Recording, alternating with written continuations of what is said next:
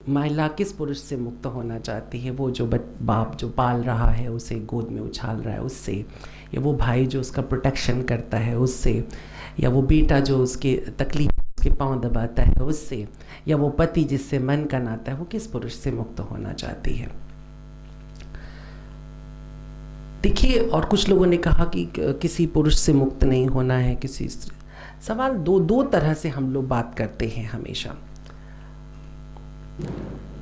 आज हमने नाम भी रखा था कि पाथ ऑफ लिबरेशन, स्वतंत्रता का रास्ता। हम स्वतंत्र रहना चाहते हैं कि नहीं, ये हमको पहले तय करना होगा।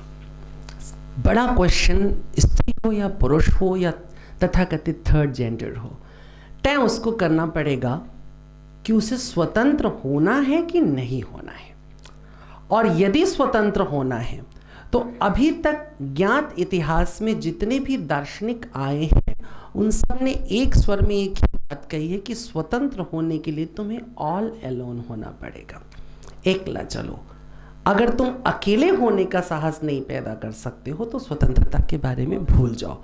कितना भी खूबसूरत साथ हो, कितना भी प्यारा हम सफ़र हो, लेकिन वो तुम्हारी स्वतंत्रता के लिए बाधा है तो है।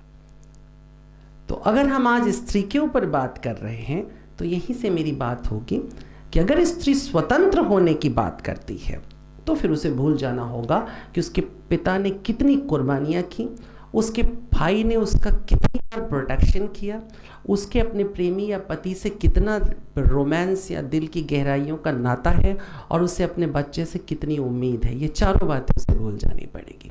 अगर ये चार बातें वो नहीं भूल पाती है तो जो पिछले 5-8 हज़ार सालों से जो उसकी दुर्दशा है, मैं दशा नहीं कह रहा हूँ, जो दुर्दशा है, वो दुर्दशा अभी 5-8 हज़ार सालों तक और भी कंटिन्यू करेगी।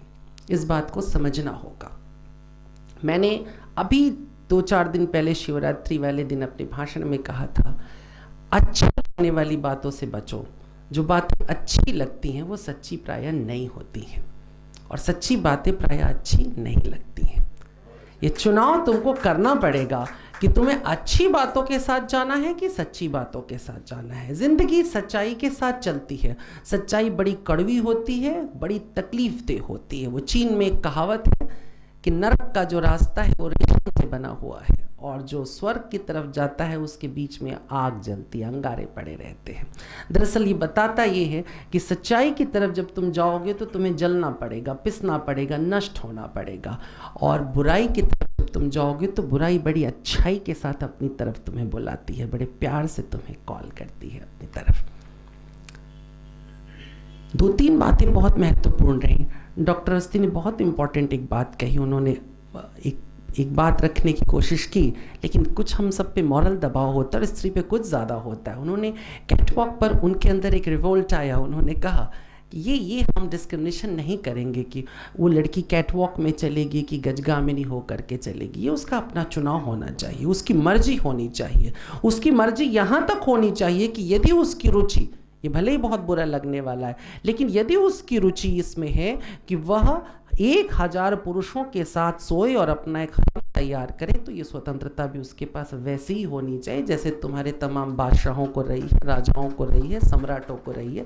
जब चाहा वो एक स्त्री लाते थे, रख लेते थे। किसी ने नहीं कहा कि तुम्हारे हरम में इतनी स्त्रियां क्यों रहती हैं। देखिए, आप कितना भी मुंह छुपाइए, शुतुरमुर्ग की तरह रेत में अपनी गर्दन डाल लीजिए, लेकिन जो बड़ा सवाल है वो है सवाल सेक्सुअलिटी का। आप अगर स्त्री विमर्श करेंगे तो मजबूरी में थोड़ा मार्क्सवादी होकर के ही आपको बात करनी पड़ेगी, अन्यथा स्त्री विमर्श नहीं कर सकते हैं। कहने को मैं भी अभी बातें कर सकता हूँ कि गार्गी थी, घोषा थी, अपाला थी, मैत्रेय थी, बड़े बड़े नाम गिन लेंगे, विश्वारा थी, हम नाम ले लेंगे, द्रौपदी थी, अहिल्या थी, तारा थी, सबके हम नाम ले लेंगे। लेकिन सच्ची बात यह है कि इनमें से स्त्री स्वतंत्रता के नाम पर एक भी प्रतिमा ठीक ठीक नहीं बैठती है। कहीं कहीं छोटे छोटे टुकड़ों में कुछ कुछ दिख जाता है। जब द्रौपदी युधिष्ठिर से और अर्जुन से कहती है कि मैं तुम्हारी गुलाम नहीं हूं कि तुमने मुझे दांव पे लगा दिया, या जब तुम खुद ही खुद को हार चुके हो तो तुम मुझे कैसे दांव पे लगा सकते हो, या जब वो अपने केश खोल करके कहती है कि जब तक दुशासन की छाती का लहू नहीं लगाऊंगी, इसको नहीं बांधूंगी, वहाँ द्रौपदी स्वतंत्र लगती है। लेकिन द्रौपदी की स्वतंत्रता की उद्घोषणा सिर्फ तब मानी जा सकती थी जब वो कुंती को मना कर देती कि तुम्हारी मर्जी के लिए मैं 5 पुरुषों के साथ नहीं सोऊंगी, तब मेरे लिए द्रौपदी आइकॉन होती। तो इस तरह द्रौपदी स्त्री स्वातंत्र का आइकॉन नहीं हो सकती है।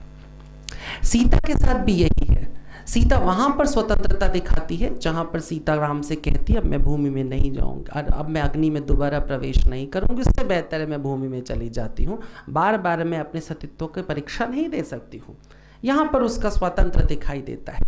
लेकिन पूरे जीवन में जब पहली बार राम ने कहा था तुम अग्नि में प्रवेश करो, ठीक उस वक्त अगर सीता कहती कि तुम भी प्रवेश करो मेरे साथ, तब तो प्रवेश करूंगी, क्योंकि तुम भी इतने दिनों तक वन में घूमे हो, मुझे क्या पता तुम्हारी दृष्टि कहाँ कहाँ पड़ी थी। तो मैं कहता कि स्त्री स्वातंत्र का प्रतीक है सीता। लेकिन ऐसा नहीं हुआ, इसलिए सीता में स्त्री स्वातंत्र की प्रतिमा नहीं है। वो बहुत अच्छी पत्नी है, बहुत सुंदर स्त्री है, लेकिन सिर्फ और सिर्फ पुरुषों की दृष्टि में। इसको दिमाग में रखना। बहुत अच्छी बात अभी थोड़ी देर पहले वर्षा जी ने कही कि हमें अर्धनारीश्वर होता है, लेकिन मज़ेदार बात यह है कि हम में जो पुरुष होता है उसके अंदर की नारी और उसके अंदर का नर दोनों उठते रहते हैं, मगर नारी को यह अधिकार नहीं मिलता है कि उसके अंदर कभी भी पुरुष उठ सके, नर उठ सके। वो अगर उठना भी चाहती है तो उसकी दृष्टि में वो नारी ही लगी रहती है, उससे नीचे वो नहीं जाती। नारी तुम केवल श्रद्धा हो, जयशंकर प्रसाद ने लिखी थी।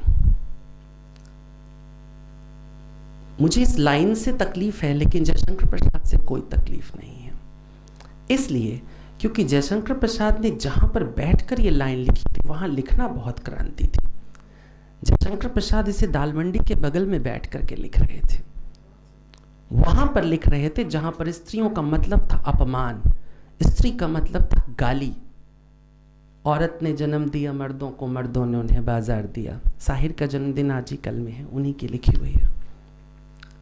वहां पर उस जगह पर बैठकर जयशंकर प्रसाद ने, जिनके घर में नाच और गाना होता था, जिनके घर में तवायफें आकर के बैठा करती थीं, जो वहीं पर बैठ के सुगनी बेचा करते थे, वहां पर बैठ करके अगर एक पुरुष ये कहता है नारी तुम केवल श्रद्धा हो, तो ये क्रांति है, ये बहुत बड़ी क्रांति है।